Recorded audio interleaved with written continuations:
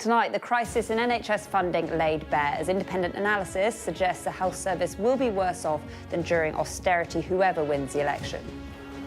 Former Conservative Cabinet Minister Sir Liam Fox says the Tories would protect the NHS. He joins me live.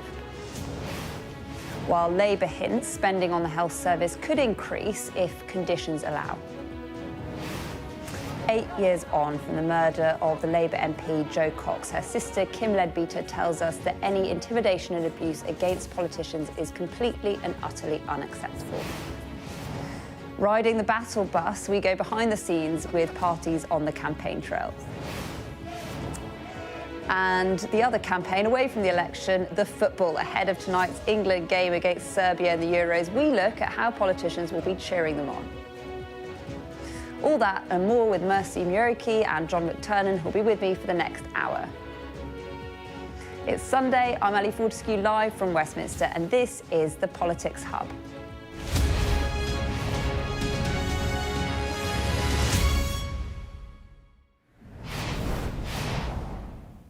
Good evening, welcome to the Politics Hub. Well, if the betting odds are right, in a few short weeks' time, England will win the Euros, and by then, Keir Starmer will be Prime Minister.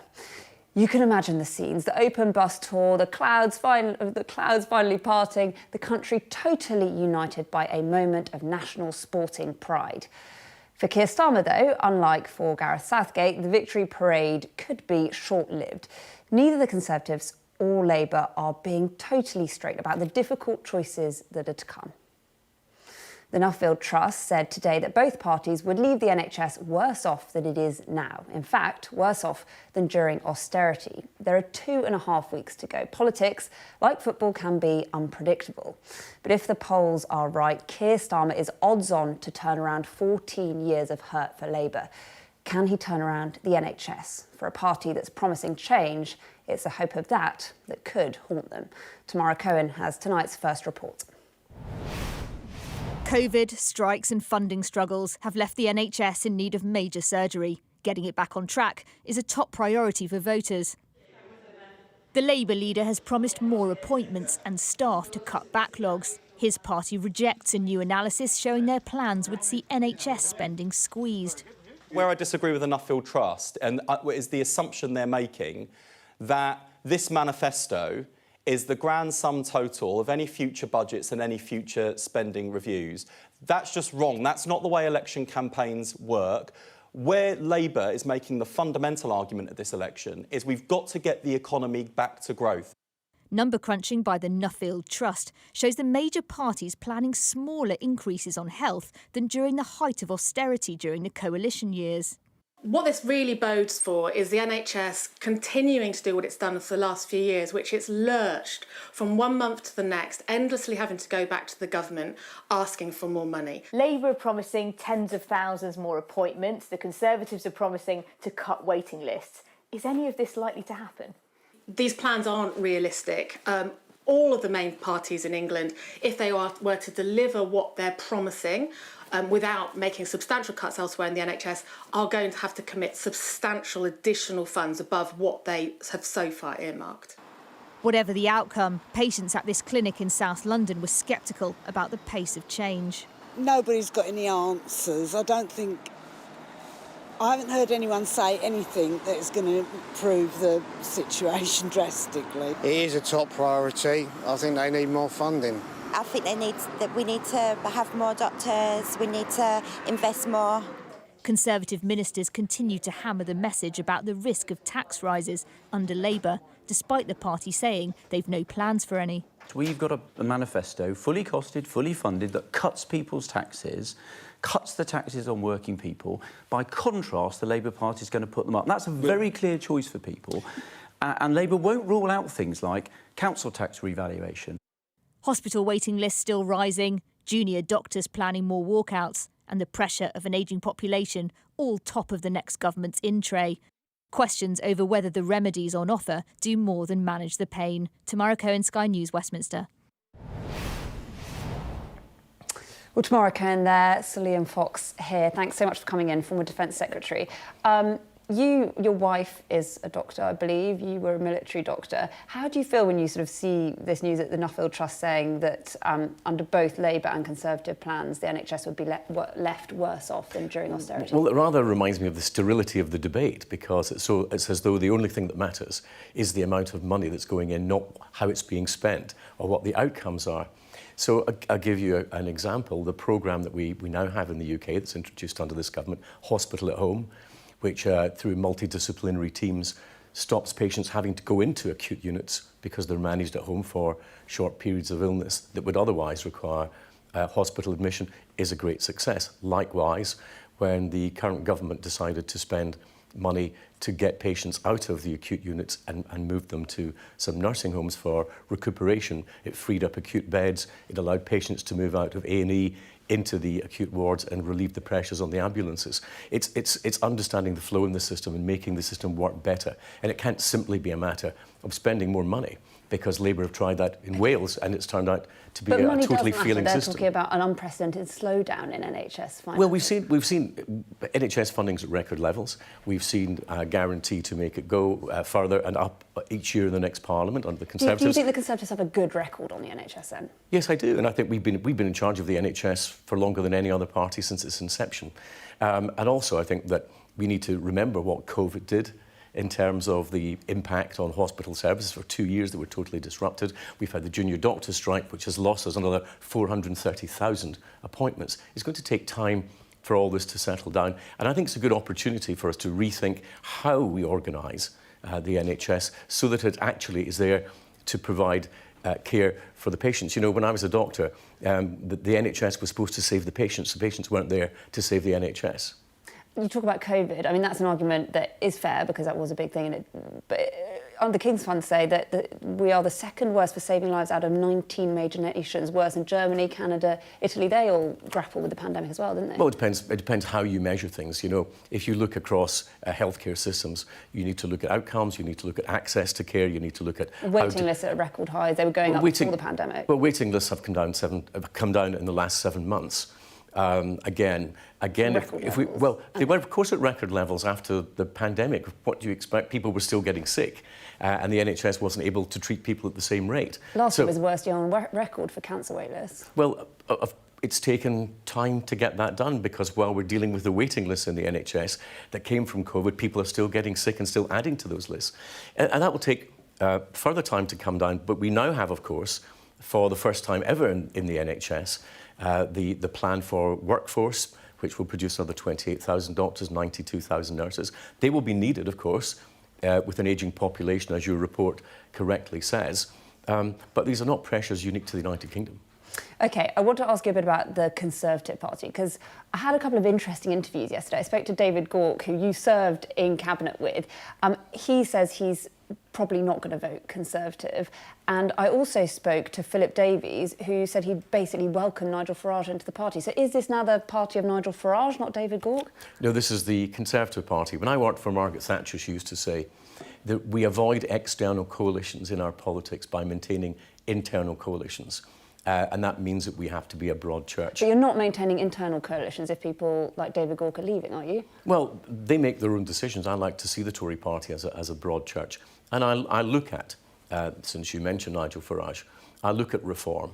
They have a clear objective, which is to destroy the Conservative Party. And they don't actually seem to mind what the implications of that would be. Let me just take two elements of that. The Labour Party are proposing closer regulatory alignment with the European Union in things like veterinary services and goods. That's what Nigel Farage said he could never accept. Now he seems quite happy for his party to hand Labour seats to do exactly what he wanted to avoid, which was closer regulatory alignment with the EU. Trade union reform, Labour Party proposing more trade union rights. So this is not, Nigel Farage is not a friend of the Conservative Party. Reform is not an ally of the Conservative Party. But do you understand why Conservative voters, some Conservative voters, are turning to reform? I can understand their frustrations, but they have to understand that the price for what they think is a protest vote would be a Labour government that would do the very things, for example, in the referendum, that they voted against. It is completely illogical. One of the big differences between the Conservative Party and the Reform Party is your position on the ECHR. Do you think the Prime Minister's got that right? Do you think he should have been tough on the ECHR? The Prime Minister said very clearly in the first TV debate that if it was a choice between Britain's borders and security and the ECHR, then there would be no contest in that.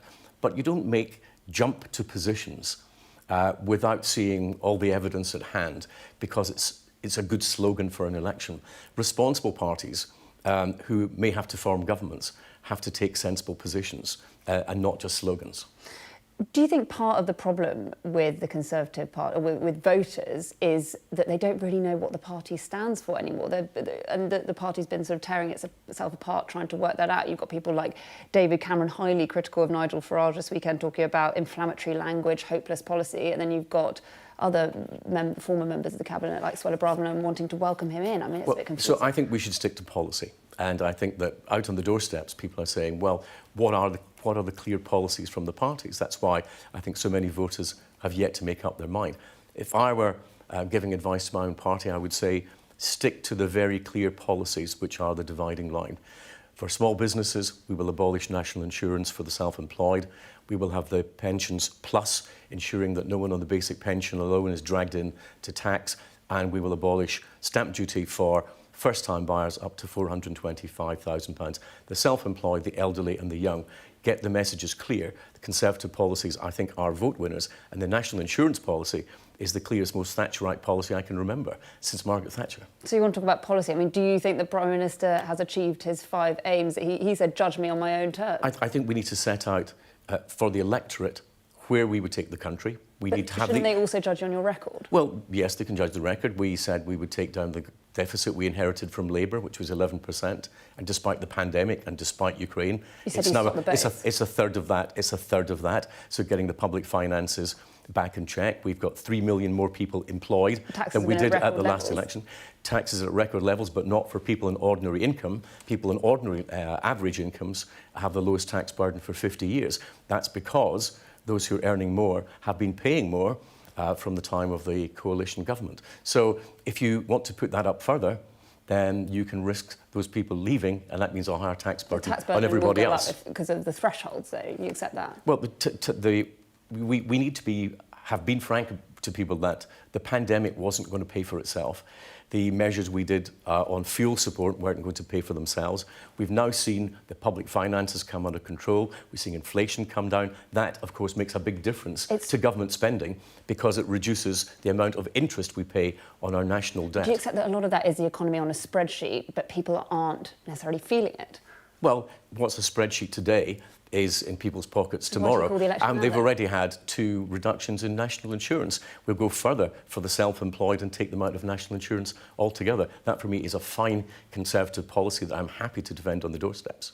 I just want to ask you a bit, have you spoken to the Prime Minister? Because it feels like in the last week I don't want to read his mind, but his mood seems to have changed. He just looks a bit weary. What advice would you give him? You're someone who, I think it's fair to say, has had the kind of ups and downs in your political career. What would you say to him to get out of the downs? Well, this is my 10th election, and my advice is you fight for every vote.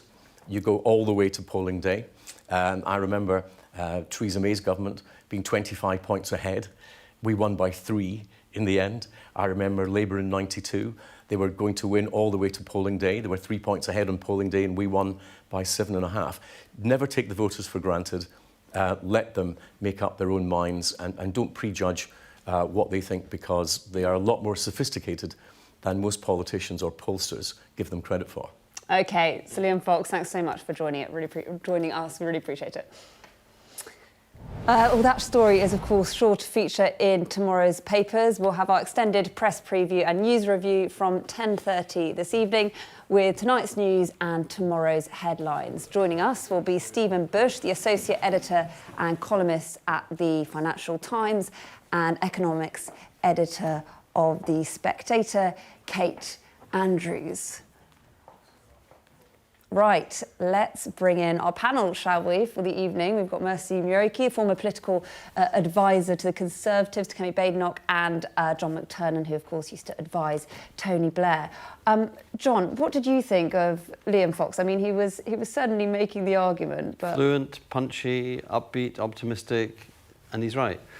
Whatever the polls say, you have to fight to the very last minute. I remember in the 1987 election, rushing people, 5 minutes before polls closed. You can still vote. You can still vote. We lost the Dulwich seat by 180 votes, but we were on it until the last minute. You have to be. Do you think we need to see a bit more of that kind of... I think you're right. I think he did seem to have more confidence than some of his colleagues recently. And I think the Prime Minister, is probably fair to say. What did you think, Mercy? Do you think we need to see a bit more of an upbeat Conservative Party? I mean, it's hard. Yes, I mean, it is very hard at the moment, especially given the latest polling, which I'm sure we'll discuss.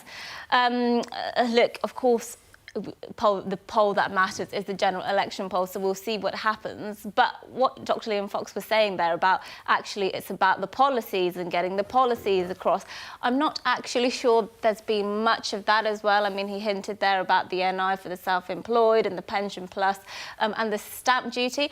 I'm not entirely sure that that's actually come across massively. I mean, I agree with that. I thought Liam's messaging was much more plausible than that comes from the Prime Minister. He made it, older people, younger people. He actually told a story, small business, older people, young people, and he felt there was a narrative there. Whereas from Rishi, it's always seen since the election was declared, he's been a bit surprised he's in an election. Even he called it himself. And you get a policy here, a policy there, and then a policy, but no story holding it all together. Yes, you mentioned that poll. I'm just going to bring that up, because it's quite a useful kind of visual aid to take stock halfway through where we are. This is an MRP poll, so, these traditionally have been quite accurate. Obviously, we don't know what's actually going to happen. No one, well, some people might have cast postal votes, but I mean, it's a sea of red, isn't it? What was your reaction when you saw this, Mercy? I mean, well, it's obviously very bad. I think it's interesting how well Reform seems to have been doing. So this is the first one of these polls since Nigel Farage announced he was, standing. What is not shown on here actually is that in 59 constituencies, Reform is actually ahead of the Conservatives, which is incredibly, obviously, worrying for the Conservatives because they are taking more seats, more votes in the polls from the Conservatives than from Labour. And I think, a couple of weeks ago when we were speaking, when I was on this show, I think the maximum predicted for Reform was 4 seats at the very maximum. So the fact that that's going up in what is a very credible poll will definitely be concerning. And John, I mean, Reform, is this these sorts of parties tend to poll better than they actually do? Do you think that's fair? Yes, they do, but Nigel Farage now feels to be running a national crusade. There's a mood out there, and I think it's fair to say the mood is that the country wants shot at the government. They want to push them out. That can be ridden by anybody. It's being ridden by the Labour Party. Obviously, that sea of red. But I think Nigel Farage has decided he wants to be the message for some Conservatives. And I think that's very dangerous for the Conservative Party. I think Liam Fox could see that you really do not need your vote split.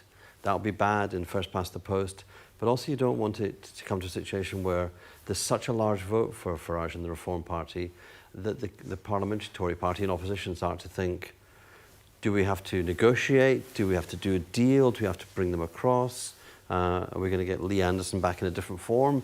And I think the debate on the right has been dominating our politics because it's a real debate and it's driven us to Brexit and all these things.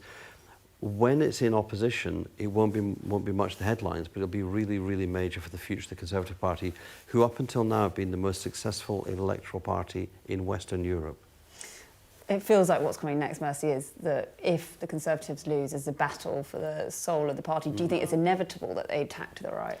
I think it's been inevitable for actually a while, really, that eventually the Conservatives will have to decide what their identity is. I think the reason we're seeing a lot of people kind of moving to Reform is because they don't feel that their Conservative values or what they would expect from a right-leaning government has been represented in Westminster. So I think inevitably, if there's ever a time for the party to reconsider what exactly it ideologically stands for and to have have a narrative that makes sense for somebody who is right-leaning, they will have to ask those big questions, and the next leader will very much have to reflect a clear conservative identity. And the problem, the challenge is, Labour did that in the 1970s in response to 1980s in response to Margaret Thatcher. We were out for 4 terms, and the last time the Tories thought through who they were was under Blair and Brown, and they were out for 3 terms. The difficulty about changing yourself is it takes at least 2 cycles. If you're also fighting other parties. Keir Starmer's done it quite quickly. A lot of people feel he's really... I agree with that. Keir Starmer has done it quite quickly, and in a very difficult situation given the landslide.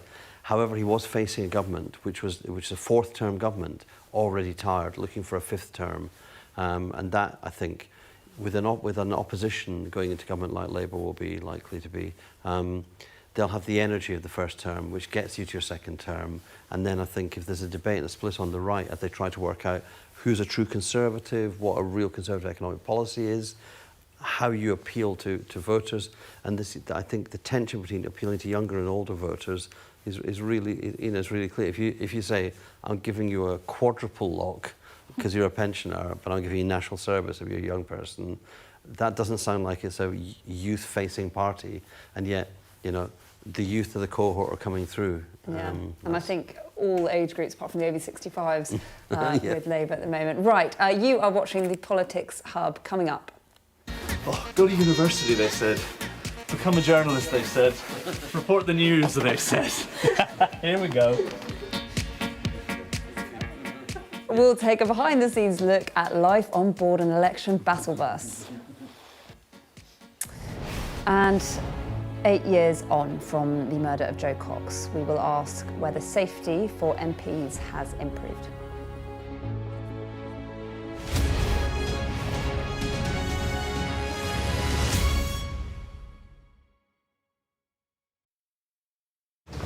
Sky News is getting ready to move in for the election. Hiya. All right, mate. Out you go. Sorry? Come on, let's go. Is this a prank? Is that Beatles about or something? Yeah. Kay's about. Ed's already measuring up the screens. Oh, this is fantastic. We're going to have maps there, charts there, more data over there. As they feel the pressure, you've got to go tight in. And you can both... We're gone as well? Gone. Oh, God. I'm not joking. We've not got all night. Yeah, I reckon we can work with this. This place will be our home on Election Night Live, and we'll be ready to bring you the full story first, here on Sky News.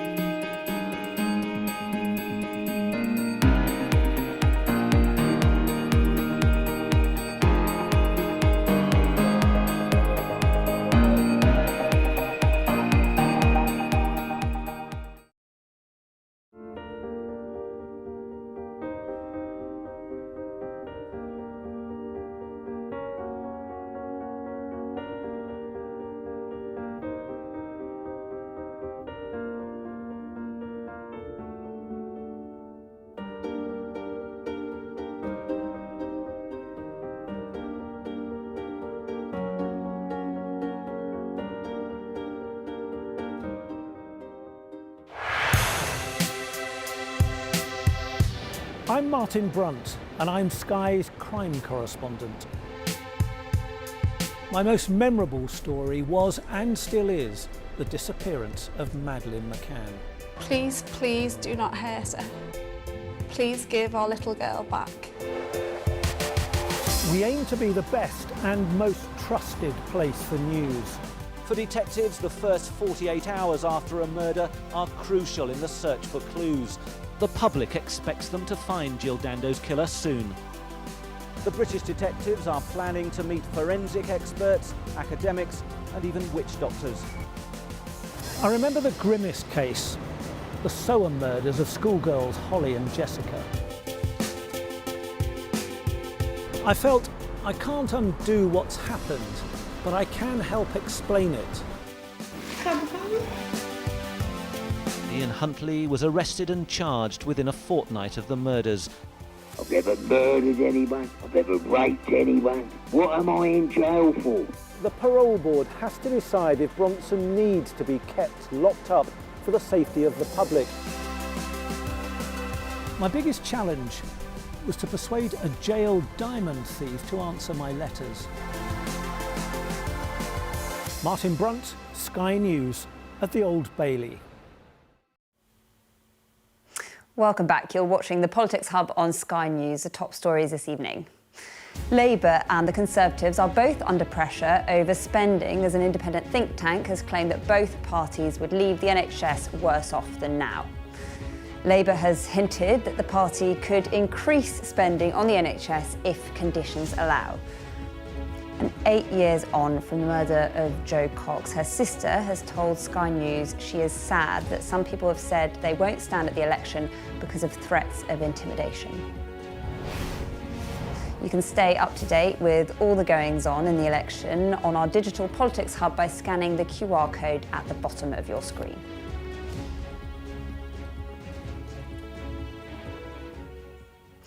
Well, to that sad anniversary now, and 8 years ago today, Labour MP Jo Cox was murdered in Birstall in West Yorkshire by a far-right terrorist. And today, amid an election campaign, there are still big concerns for the safety of politicians, with many calling for better protection. Sky's chief North of England correspondent, Greg Milam, has been speaking to the husband of Jo Cox. For the family of Jo Cox, this will always be a deeply personal anniversary. Brendan Cox said they'd be remembering all she meant to them and to so many others. But also, 8 years after she was killed by a far-right extremist, that she'd be gutted to see this election being used to spread division. As with the murder of the Conservative MP David Amess, we know what it can lead to. There are too many examples, and of course David Amess and of course Jo at the most extreme end of that, but on a much more mundane daily basis, there are MPs who are scared for their security. I've spoken to lots of them. There are councillors who are scared for their security. And the reason that that is a problem is not just for those individuals, but it denigrates our politics. This campaign has already seen incidents targeting the Reform UK leader Nigel Farage. Labour's Rosie Duffield announced she's withdrawn from hustings events because she didn't feel safe. Last year, one of Mike Amesbury's constituents was handed a suspended jail sentence for stalking and harassment. Politics is a passionate thing. There's nothing wrong with passion and emotions, but you've got to draw a line. You can't be threatening individuals or provoking threats to others or spreading hate and division. Earlier this year, pro-Palestinian protesters targeted the home of Conservative Tobias Ellwood.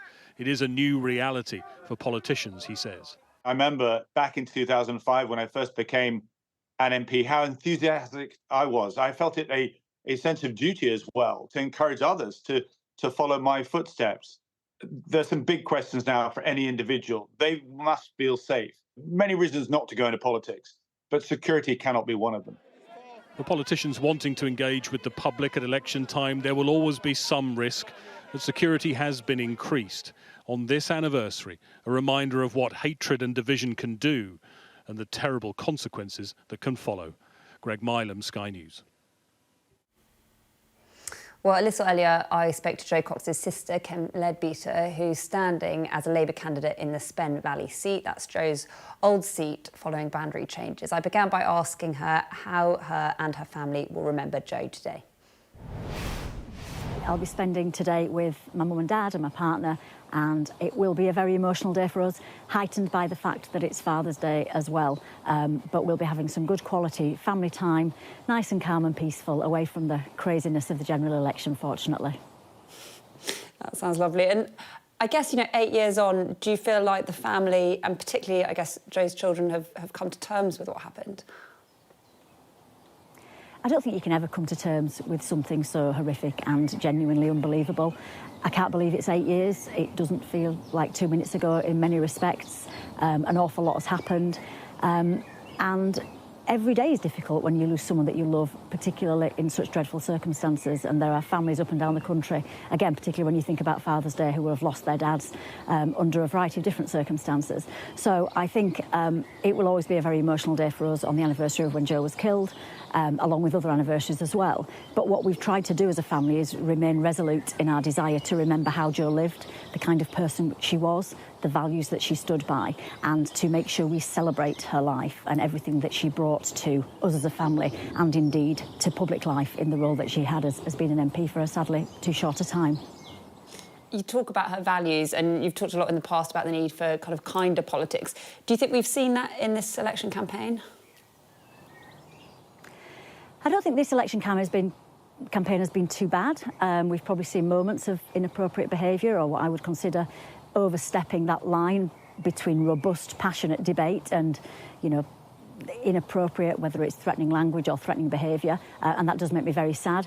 I'm also quite sad that we've had people who have very openly said that they're not standing in this general election because of the threats and the intimidation and the abuse that people in public life face. But I think the campaign so far has been reasonably civilised, and I hope that can continue in these closing weeks.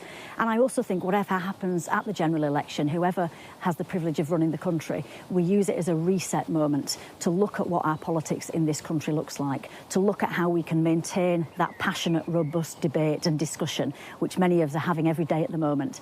But we also don't let that discussion and debate descend into abusive behaviour, threatening behaviour, and in the worst cases, physical violence. And I think everybody has got a responsibility to work hard on that, whether that's elected people, whether that's the media, social media companies, or indeed everybody in our communities across the whole country. Do you think there's a kind of message that Joe would have had? I mean, you say it hasn't been that bad. You know, there have been some examples of, we saw Rosie Duffield, one of your Labour colleagues, who says that she doesn't want to attend hustings because she's worried. We saw a milkshake thrown at Nigel Farage, who's obviously right at the other end of the political spectrum. What do you think Joe would have made of all that, and what sort of message do you think she would have wanted to get across? Yeah, I think Joe, along with myself and many others, would find some of that behaviour totally and utterly unacceptable. Wherever you are on the political spectrum, whatever your views are, there's no excuse for that abuse, intimidation and threatening behaviour. And you're right, we have seen some of it. We've seen far too much of it, even though I'm saying it hasn't been too bad. We have seen examples of it, and that isn't acceptable. Joe would have stood firmly against that sort of behaviour, and she would have said, as I am saying, yes, let's debate issues. Let's have those passionate conversations with people who we profoundly disagree with. But let's also maybe try and find some common ground. You know, her quote in her maiden speech about having more in common than that which divides us. We probably don't spend enough time talking about our commonalities. We spend a lot of time on the things that we disagree on. And actually, where we do disagree, doing so respectfully, doing so in a civilised manner. And again, sometimes accepting that we're not going to agree, but sometimes compromising instead of hurling abuse and insults at each other. I think that's wholly unacceptable. And also probably a bit more listening. I'm doing a lot of listening on the doorsteps at the moment. I think probably candidates up and down the country are, and that's really important, because if you are elected into public life, your job is to serve. It's to serve the people who put you there, and you can only do that by listening rather than shouting. Joe's husband, Brendan, said that she would have been gutted, as he put it, to see the election used to denigrate minorities and spread division. Is that something that you agree with?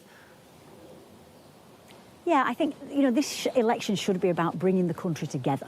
That's what we need. We've had years of division, and that needs to change. We're seeing division, sadly, in countries across the world. We need political leadership that focuses on uniting people and bringing people together. We've got the Euros going on as well. The football's happening, isn't it? England are playing tonight. Football and sport is another powerful way of bringing people together. We should use sport and politics in a similar way to try and unite us and to find that common ground.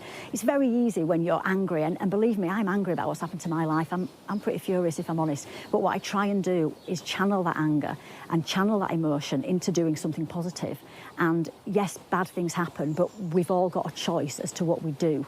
We sometimes can't choose what happens to us, but we can choose our response. And it's easy to blame other people. But sometimes we need to just look at our own personal responsibility, whatever our role in society and our role in life is. And it's very easy to scapegoat other people for the problems that we face. But I think, you know, politics should be about trying to bring people together. You talk about common ground. Do you have any friends in other political parties? And I guess, could I also ask, I guess in the spirit of positive campaigning, is there anything you think that's been positive about the National Conservative campaign? Look, I'm really proud of the friendships and professional relationships that I've got across the political spectrum. One of the things I always talk about is the fact that I play in the women's parliamentary football team, and that's MPs from different political backgrounds, whether that's the Conservatives, Labour, SNP, Liberal Democrats. We all come together and we have a weekly football training session, and for that time we're just women, and there's journalists there as well. We come together, none of the other stuff matters. We're just women, we're just mums, we're just brothers, we're just sisters. You know, that's who we are for that time, and that brings us together. And the other thing I would say is, and this is where the media does have a role to play, you tend to focus on the divisive stuff and the argumentative stuff, and I understand that that's part of your job, but actually there's so much stuff that goes on behind the scenes with people working on a cross-party basis and having friendships, and that doesn't get covered. You know, when you see PMQs on Wednesday, you know, it's a snapshot, and actually it's in my view, one of the worst snapshots. There's dozens of meetings going on around Parliament on every single hour of every single day, with people coming together to find that common ground and support charities and businesses and organisations. We don't do enough of that stuff. And I think certainly whoever gets into government, that should continue, and we should talk about that a lot more. OK, Kim Leadbeater, thanks so much for giving up some of your day. We really appreciate it. Thank you, Ali. Kim Leadbeater there, and worth saying, she agreed to speak to us in her capacity as Joe's sister rather than as a politician, so we didn't talk to her about party politics. But Kim is standing in Spen Valley. The full list of the candidates for the general election on the 4th of July is on your screens now.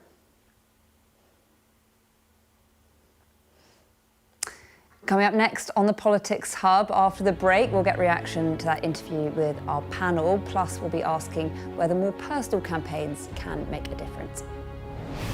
Oh, go to university, they said. Become a journalist, they said. Report the news, they said. Here we go. Plus, the not-so-glamorous life of a political correspondent will bring you a behind-the-scenes look at what it's like to be on an election battle bus.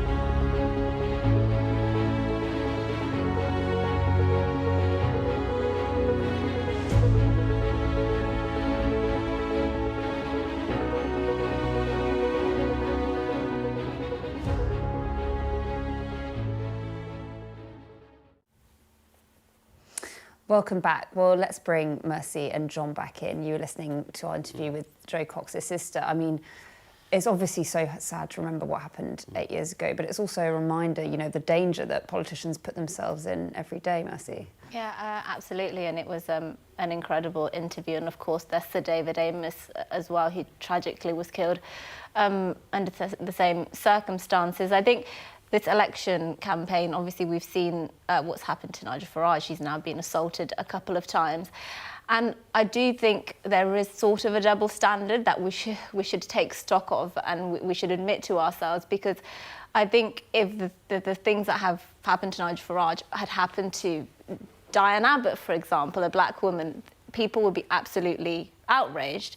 And I do think there's a bit of a selectiveness about when we choose to be outraged at the things that happen to politicians. You know, you don't have to agree with any politician to believe that no politician, when they're going about, you know, their duties, when they're interacting with the public, should be doing so knowing that they're completely safe. And I think actually we should consider maybe stronger sentences and stronger sanctions for people who actually assault and abuse MPs when they're going about their duties. Would you agree with that? I do think that, you know, throwing a milkshake's not a joke, it's actually assault. Because after Milkshake did actually come concrete, somebody was throwing concrete at Nigel Farage on his open-top bus. And I think we should have a situation where we can try and take some of the divisiveness out of politics, and yes, passion, but not this kind of anger which seems to be being expressed from a wide range of places. But talking to MPs that I know, they don't like the amount of security they now have to have at their surgeries or at their rallies or their hustings. And they have it really because they do feel in danger, and there are more distressed people around. I think a lot of this is not politically designed, it's mental health, and the staff have to be better at treating people with dealing with them, minimising their anger, their feelings. And I think it's putting a pressure on the staff of MPs as well as on MPs themselves. And it would be good to believe that we could get to a situation where there was involvement, engagement, passionate disagreement, but agreeable disagreement. Yeah, I mean, Mercy, do you think that we're seeing a different kind of election campaign with MPs, perhaps less likely to just walk out on the street? We saw that, as you say, with Nigel Farage. Obviously, we can't equate what happened to Nigel Farage with what happened to Jo Cox, yeah, but it shows the dangers, I guess, of going. Yeah, and I think because Nigel Farage he can make humour out of it, and so it doesn't seem so bad because he kind of, you know, to him, he kind of takes it all in his stride. But politicians shouldn't have to do that. And, you know, Nigel Farage is a man, and he's very charismatic, and that's sort of his brand. But there are female MPs who are in fear for their safety because they're female MPs, and because perhaps they're not, you know, they don't want to put themselves out there in the same way a character like Nigel Farage might. And I agree that we have seen people doing things because of mental health, but there are people doing these things because of ideological disagreements, and that's, you know, completely unacceptable. And so I don't want us to get to a position where we have this strong security around MPs. I agree so we with should that, find the balance. I think your point was really true too. There's a lot more misogynistic violence aimed at women politicians. I've seen that around the world. I've seen it in New Zealand, seen it in Finland. And that's a concern too. We want more women in politics. It's still not equal. And the notion that if you go into public life, this is the kind of abuse you'll get, this is the kind of behaviour that'll be around you. And I totally agree. You want a world where politicians can just interact. They can go to the supermarket, they can be in a cafe and somebody talks to them and they pick something up, because that interaction between constituency MPs and voters is so vital for getting to really understand what the heart of the politics of people care about. Yeah, you're right. That is so important. And I'm going to move on slightly. I want to talk as well about politicians kind of revealing a bit more of themselves. Is it important to see a bit of personality? I think both Rishi Sunak and Keir Starmer have been accused of perhaps not being, able to connect with the public, being accused of being robotic. I think what we've seen today is perhaps trying to show a bit more of themselves. There was 2 articles, one Keir Starmer in You, I think we can get up. So he has been talking about, here we go, this is all very soppy. So this is Keir Starmer talking about his wife. Love and Vic are 2 sides of the same coins. It sounds naff, but we're made for each other. If anything, our love gets stronger every day. She's gorgeous, sassy, grounded. She makes me complete who I really am. I think this is the most, sort of personal, mushy we've seen Keir Starmer. Do you think this helps him connect? Look, who wouldn't want their partner saying that about them? And that's the thing. This is about somebody who's a partner. He's a husband.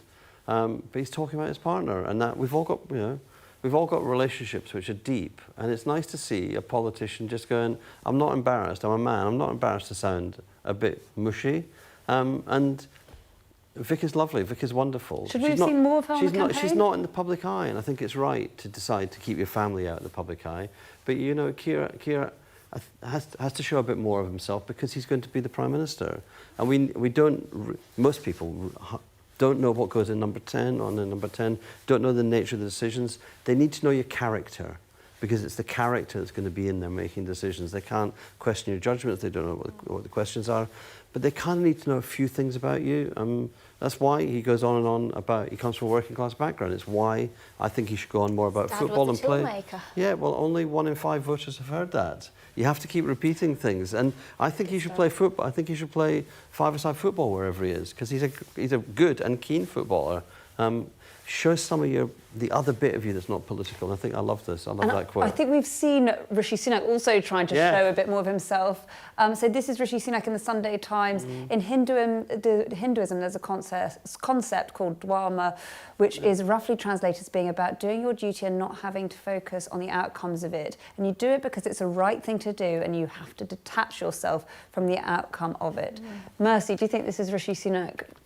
I don't, because I mean, it still sounds like he's saying it because he wants to make an election analogy, and he's still in kind of political fighting mode. I don't think either Keir Starmer or Rishi Sunak have done an excellent job at actually showing their personality.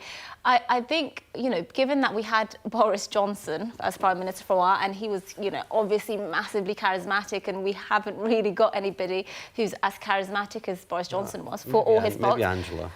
Yes, maybe Angela Rayner. She is very fiery indeed. But I would really like to see some more personality from both Keir Starmer and Rishi Sunak. I'm so sorry. We'll come back to you.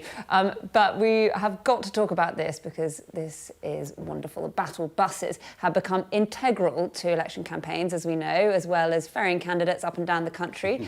They also carry the hacks. That's a journalist that follow them around. It is not glamorous, but it does get you out the office. Let's take a look at 3 of Sky's political correspondents behind the scenes on the campaign trail. This election campaign features a lot of these. Battle bus, travelling across the country at trying to keep up with the politicians. Morning. Thank you so much. This is the press bus. Closely escorted from visit to visit, locations only revealed sometimes even once we're already on the way. Sky, it's okay. Keir Starmer's just behind me doing a visit, and I'm just thinking about what I will ask him in a bit. I think probably ask him on tax today, but we'll see how the other questions go. There's a sense that if you get into government, you'll say the public finances are worse than you thought, and you'll use that to change some of the promises you make now. Can you guarantee you won't do that? I want to be really clear about this.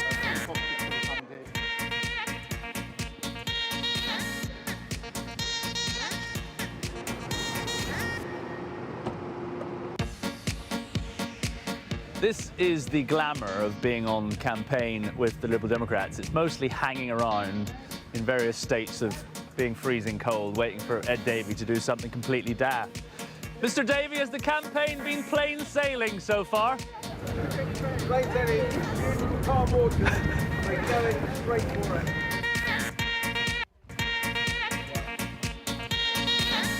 Oh, go to university, they said. Become a journalist, they said. Report the news, they said. Here we go.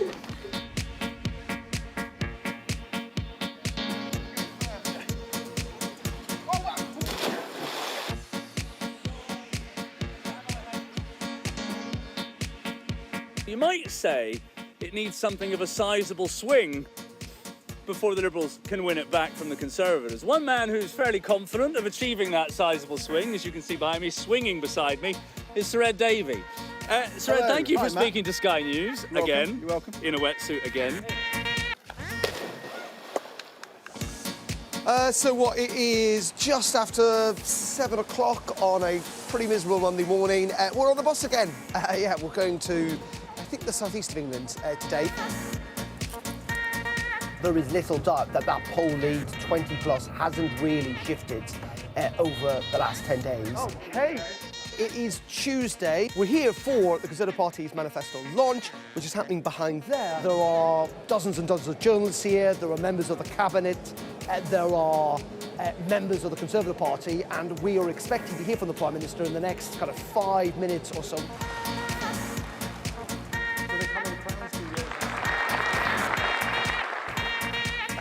So we're on our way to Grimsby. The Prime Minister is on the bus, and this is our chance actually to go back to the very back of the bus where he is and have a little chat with him off camera. There's a chance to ask him some questions, see how the campaign is going.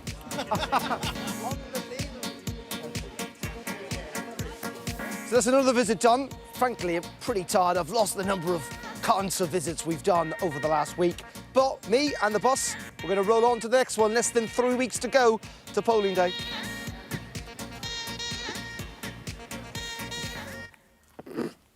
Well, so I'm happy and sad not to be on one of those buses. Still to come on the Politics Hub.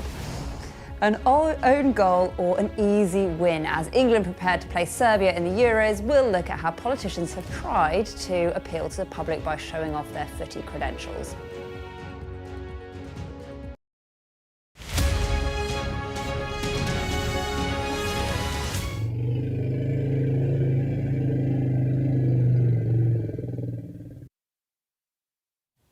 Now that's an elephant named Shirley shouting out for her mate Sandy, and then this.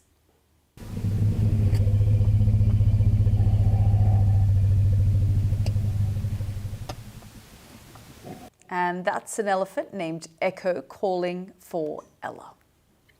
Well, we call them these names. They have other names for each other, but they seem to have names, and that's really exciting. We've been watching them for so many years, and we've noticed that, you know, they'll give these particular calls, and sometimes one elephant answers and sometimes a different elephant answers. And it's very clear that they're calling a specific individual. So we finally know now that that's how they're doing it.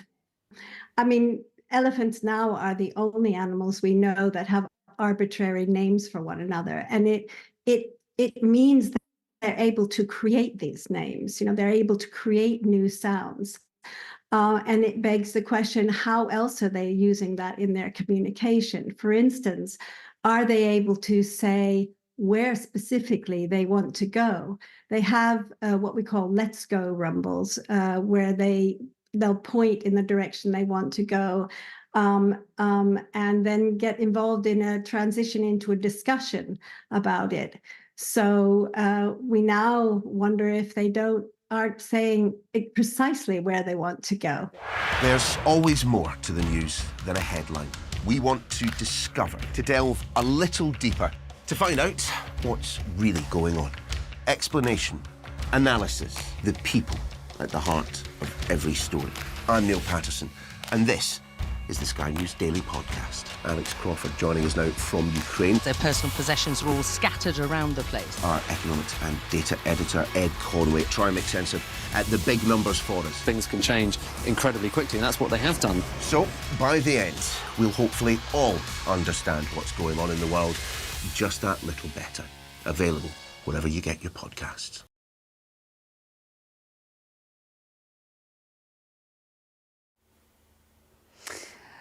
Now, as England prepared to take on Serbia in the Euros, it got us thinking about politicians and football. And who could forget this? Tony Blair back in 1995 at Labour's party conference, heading a ball and forth with Kevin Keegan. It was seen as a real political moment when Blair showed his youth and vigour and his political credentials. Right, let's bring in our panel for the last time this evening, Mercy and John. John, Was this, you know, the moment that the world thought that Blair was the man, you know? They definitely saw energy, didn't they, in a contrast with John Major. And politics is a contrast game. You have to be different. And I think, I've always said to Keir's team, you know he plays five-a-side every week. He's good at it. Play a pick-up five-a-side game wherever he goes around the country. Show him enjoying and playing football. He's good at it, and he loves football. I had a taxi driver who said to me, I met Keir in an Arsenal pub, and he knows his football. He knows his football. He doesn't look. He looks like a dad trying desperately to play. Well, you can't. Vigour. To be honest, nobody looks good playing football in a suit, do they? Probably not the greatest shot of him playing football. Should we see more of Rishi Sunak doing this sort of thing, Mercy? Go on. Yeah. Oh, right. I thought you had footage. I was like, oh, well, there he is. Yeah, so... There he is. Very smart to be playing football. Yeah. I mean, I'm sure he definitely wouldn't want to get those boots dirty. They probably cost a fortune. But no, I think as we said, we'd definitely love to see more politicians' personality. But I think you either have it or you don't, really, in terms of your likability and how much the public warms to you. I think Blair had it, David Cameron kind of had it, Boris Johnson had it. I don't really think any of the leaders I think that's right. I think Angela Rayner has it. You also need to be true to yourself. Authentic. So it's... Rishi's not really a football... I mean, he supports Southampton. I believe he supports Southampton. But I don't think he ever plays football. I don't think he'd ever try and dive and save a goal in those crisp trousers, would he? And that's kind of part of the test is, can you imagine them sliding tackle? Can you imagine them actually getting their knees dirty? He's a big cricket fan, isn't he? Yeah, no, it's got to be, you link it to some authenticity. Look, I think he's a devout Hindu, but I didn't feel that quote told me anything I didn't know about him, and it sounded like it's like a laboured way to link his faith to his actions. And I think it's got to be instinctive. You've got to see it, and people go, oh, yeah, that makes sense. The public can see through politicians when they're being inauthentic. I mean, they really can. And so whenever politicians sort of pretend they're into something, or they enjoy doing something just for the optics, the public see right through that. And on the other side of the coin, the public can tell when a politician's genuinely speaking from the heart or genuinely showing their true selves. Ed Davey has been particularly good, I think, this campaign of doing that. Thank you both. I'm so sorry, but we're going to crash into the Euros if we keep going. Thanks so much for watching. Sophie, of course, the boss, is going to be back tomorrow, and I will be with you next weekend. Lots more to come on Sky News.